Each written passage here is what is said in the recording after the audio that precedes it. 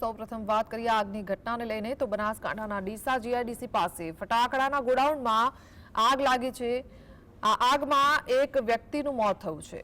ડીસાના ઢુવા road પર ફટાકડાનું godown આવેલું છે, જ્યાં અગમ્ય કારણોસર આગ લાગી છે। આગને લઈને લોકોમાં ફફડાટ જોવા મળ્યો છે। આગમાં કેટલાક લોકો દઝાયા પણ છે। આગની જાણ થતાં ફાયર બ્રિગેડને કોલ કરવામાં આવ્યો અને ફાયર બ્રિગેડના અધિકારીઓ દોડી આવ્યા તેમજ આગ પર કાબુ મેળવવાના પ્રયાસો પણ હાથ ધર્યા, જ્યારે દાઝેલા લોકોને એમ્બ્યુલન્સ મારફતે હોસ્પિટલમાં ખસેડવામાં આવ્યા છે। કેટલાક લોકો આ આગની ઝપટમાં આવતા દાઝી ગયા છે, જેમને સારવાર અર્થે હોસ્પિટલમાં ખસેડવામાં આવ્યા છે। આ આગના દ્રશ્યોમાં આપને બતાવી રહ્યા છે બિલ્ડિંગમાં જ્યાં ફટાકડાનું ગોડાઉન છે અને એ ગોડાઉનમાં અચાનક જ આગ ફાટી નીકળી। આગ કેવી રીતે લાગી તે કારણ હજુ જાણી શકાયું નથી, પરંતુ આગને ઓલવવાના સંપૂર્ણ પ્રયાસ ફાયર બ્રિગેડને કોલ મળતા જ તરત જ કામગીરી હાથ ધરવામાં આવી છે। ફાયર બ્રિગેડની ગાડીઓ પણ ત્યાં પહોંચી ગઈ છે અને આગ પર કાબુ મેળવવાના પ્રયાસ તેમણે હાથ ધર્યા।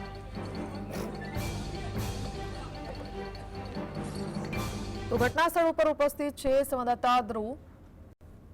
ધ્રુવ, હાલ શું પરિસ્થિતિ છે? આગની જે ઘટના લાગી છે ગોડાઉનમાં, તેને લઈને જી ચોક્કસથી હિના, જે રીતે વાત કરવામાં આવે બનાસકાંઠાના ડીસાના જીઆઈડીસી વિસ્તારના અંદર દીપક જે ફેક્ટરી છે, ફટાકડાની ફેક્ટરી છે, ત્યાં આગળ વહેલી સવારે આગની ઘટના લાગી હતી। જે રીતે મારા કેમેરામાં દ્રશ્યો બતાવી રહ્યા છે, ફાયર ફાઈટરની ટીમ અત્યારે પહોંચી છે, એમ્બ્યુલન્સ સહિતની ટીમો પહોંચી છે, બચાવ કામગીરી શરૂ છે।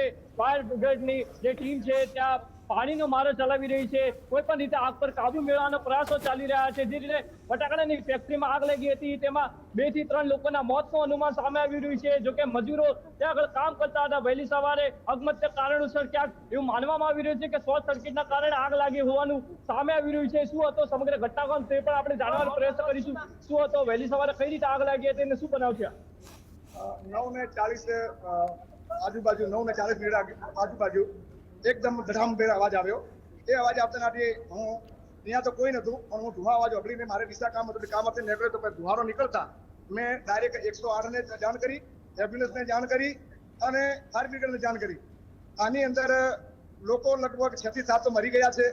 સંભાવના એવી છે કે લગભગ હજી 10-15 માણસો અંદર દટાઈ ગયા છે, કેમ કે કાટમાળ અંદર ખૂબ દટાયેલો પડ્યો છે। લાશના કૂટે ઉડી ગયા છે। અહીંના સ્થાનિક લોકોએ ખૂબ મદદ કરી છે। હું ધુવાથી દોડી અને આવેલો છું। હું ધુવાથી, મારું નામ ભવનજી મલાજી છે, હું બનાસકાંઠા જિલ્લા મહામંત્રી કોંગ્રેસમાં ચાલુ છું અને અહીંના સ્થાનિક લોકોને બોલાવી અને જાત મહેનત કરી અને લોકોને બચાવ્યા છે। જે બચાવ્યા અમને બચાવ્યા છે। બાકી અમુકના તો ટુકડા ઉડી ગયા છે। અહીંયા આનો માલિક પણ ફેક્ટરીનો માલિક નથી। બાકી જે લોકો આવ્યા છે અહીંના, એ તમામ લોકો ખૂબ સારી રીતે કામ કરી રહ્યા છે, અહીંના સ્થાનિક લોકો। અને ત્યાર પછી પણ નગરપાલિકાની ટીમ આવી છે, પોલીસ મિત્રો પણ આવ્યા છે, અલગ અલગ ન્યૂઝની ટીમો પણ આવી છે અને સારી રીતે કામ કરી રહ્યા છે। પણ હું એક વિનંતી કરું છું કે જે આ માલિક છે એ માલિક અહીંયા દેખાડો નથી, એના માટે કાયદેસરની કાર્યવાહી કરવામાં આવે, કેમ કે વધારેમાં વધારે મને આંકડો લગભગ 10-15 આજુબાજુનો લાગે છે। અહીંયા કોઈ આગ બુઝાવવા માટેની પહેલેથી વ્યવસ્થા કરેલી નથી। સરકારશ્રીને મારી વિનંતી છે, એક સરકારશ્રીને મારી હાથ જોડીને વિનંતી છે કે નાના છોકરાઓ અંદર કામ કરી રહ્યા હતા, એના માતા પિતાએ ગુમાવ્યા છે, અત્યારે એમના પાસે કશું નથી, એટલે સરકાર દ્વારા એમને 10 લાખની સહાય આપવામાં આવે એવું વિનંતી કરું છું। એક વિનંતી થઈ રહી છે, અન્ય પણ આપણી સાથે જોડાયા છે। અત્યારે બચાવ કામગીરી શરૂ છે, એમ્બ્યુલન્સ પણ પહોંચી છે, પોલીસ પણ જુટાઈ છે, ક્યાંક આગ ઉપર હજી કાબુ નથી મેળવાયો, પ્રયાસ ચાલુ છે, શું કહેશો? અત્યારે દેખવા જઈએ તો જે પરિસ્થિતિ, જે બ્લાસ્ટ થયો છે, એક ખરેખર દુઃખદ ઘટના અને બહુ મોટો બ્લાસ્ટ હતો અને એના નગરપાલિકાની ટીમ છે, પોલીસની ટીમ છે, કામગીરી બચાવમાં જે કામગીરી ચાલી રહી છે બહુ જોરદાર ચાલી રહી છે। પરંતુ અહીં ફેક્ટરીના માલિક જે છે એ પોતે હજી સુધી હાજર થયા નથી। એ લોકો કંઈક ને કંઈક આ મૃત્યુના પાછળ એમની જવાબદારી છે। કાયદેસરની કાર્યવાહી થાય એવી હું વિનંતી કરું છું સરકારને। તો ક્યાંક અહીંયા આક્ષેપો થઈ રહ્યા છે, જે રીતે ફાયર ફાઈટરના જે સાધનો જરૂર હોય છે આ પ્રકારની ફેક્ટરીઓમાં જરૂર જણાતા હોય છે, પણ અહીંયા નથી, તેના કારણે ક્યાંક આગ ઉપર કાબુ નથી મેળવાયો। મારા કેમેરામેનને જે દ્રશ્યો બતાવી રહ્યા છે, ફરી એ દ્રશ્યો જે સામે આવી રહ્યા છે, ક્યાંક આગની મોટી ઘટના હતી। ફટાકડાની ફેક્ટરી, દીપક ટ્રેડર્સ નામની જે ફટાકડાની ફેક્ટરી હતી, તે ઉપર આગની જે ઘટના સામે આવી છે, તેમાં અત્યારે ફાયર ફાઈટરની ટીમો પહોંચી છે। ક્યાંક હજુ પણ અંદર માલ પડ્યો છે, એટલે ક્યાંક હજુ પણ બ્લાસ્ટ થવાની શક્યતા છે, તેને લઈને ક્યાંક અગમચેતી રણનીતિના ભાગરૂપે, તકેદારીના ભાગરૂપે ક્યાંક પોલીસ પણ અહીંયા પહોંચી છે. પોલીસ પણ ક્યાંક બચાવ કામગીરીમાં જુટાઈ છે. એમ્બ્યુલન્સ સહિતની ટીમો છે તે લાશને ખસેડવામાં આવી રહી છે અને તેઓ અત્યારે તાત્કાલિક જે સારવાર છે તે માટે એમ્બ્યુલન્સ મારફતે સિવિલ હોસ્પિટલ ખાતે અત્યારે પહોંચી રહ્યા છે અને એ માટેની અત્યારે કામગીરી શરૂ છે. ફરી એકવાર જે દ્રશ્યો સામે આવી રહ્યા છે, આ બચાવ કામગીરી હાલ શરૂ છે.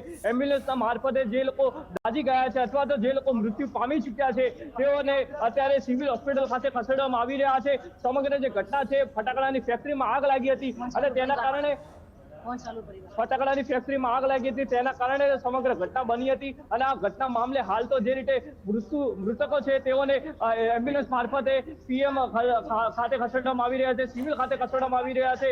અકસ્માતના કારણોસર ક્યાંક શોર્ટ સર્કિટનો બનાવ હોઈ શકે છે તેવું પ્રાથમિક અનુમાન જોવા મળી રહ્યું છે. જોકે હાલ તો જે રીતે લાશોને છે સિવિલ હોસ્પિટલ ખાતે ખસેડવામાં આવી રહી છે.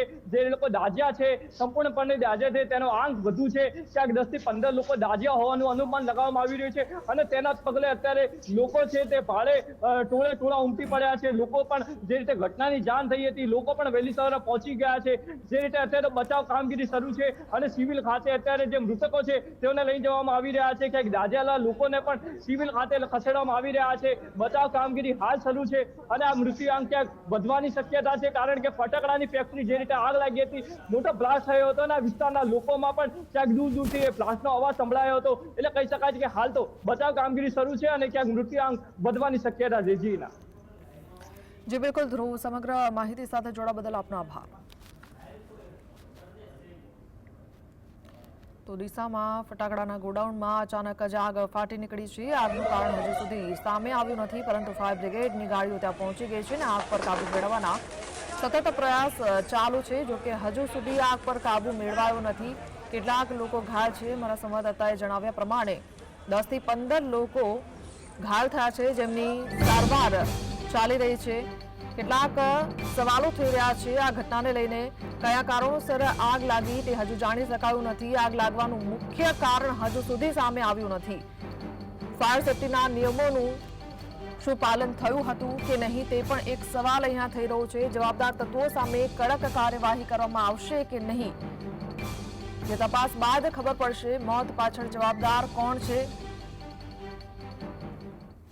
તો આવી ઘટના બનતી અટકાવવા શું પગલાં લેવામાં આવશે?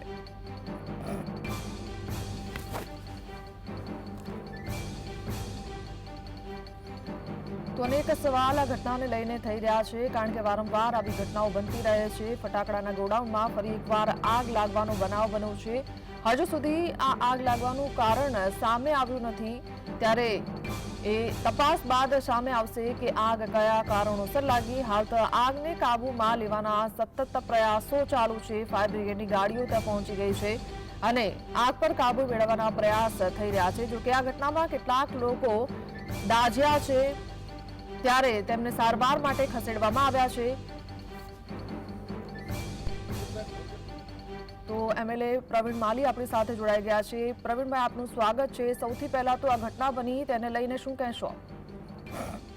આ બ્લાસ્ટ આગ નથી લાગેલી, બોઇલર બ્લાસ્ટ થયું છે અને જે બિલ્ડિંગ ધરાશય થઈ છે એના લીધે આ પ્રશ્ન ઉપસ્થિત થયો છે. રેસ્ક્યુની કામગીરી ચાલુ છે. I am in rescue operation, so I will more further detail call letter.